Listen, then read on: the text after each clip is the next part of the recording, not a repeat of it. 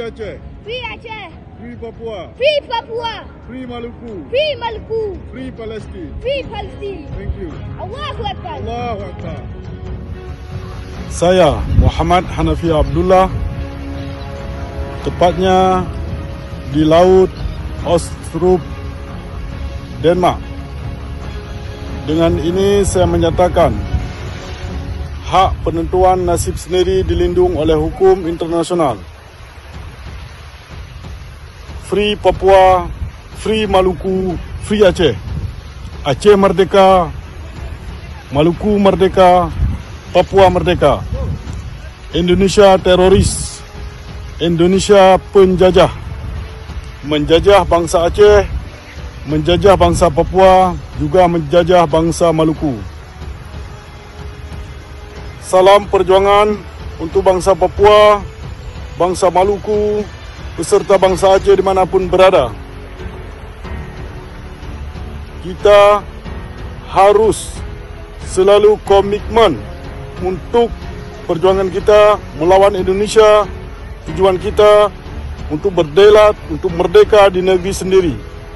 Salam dari Denmark, salam dari ASNAF, Aceh Sumatera National Liberation Front.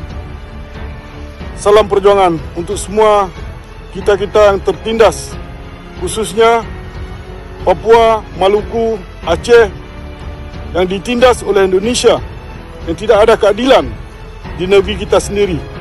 Tidak ada bebas berpendapat, tidak ada demokrasi di Indonesia itu. Maka oleh karena itu kita harus berjuang untuk merdeka Aceh, Papua, Maluku. Free Papua, Free Maluku, Free Aceh.